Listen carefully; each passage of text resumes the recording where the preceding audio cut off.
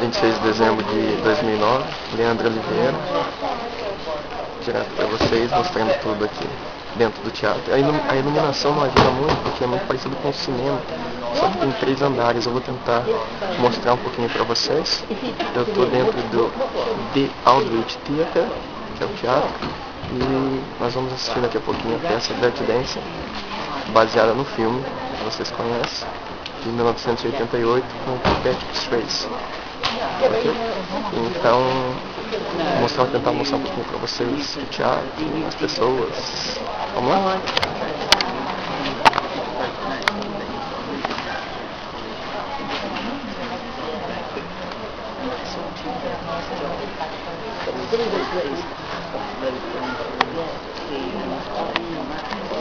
Eu peço desculpas pela iluminação. Eu estou gravando com uma câmera, a minha velha câmera Sony, então não tem muito que melhorar.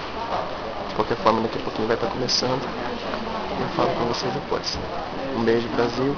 Feliz ano novo para todos. Feliz ano novo, próspero ano novo para todos. Um beijo, meus filhos, amo vocês. O pai está aqui, gostaria muito se estivesse junto.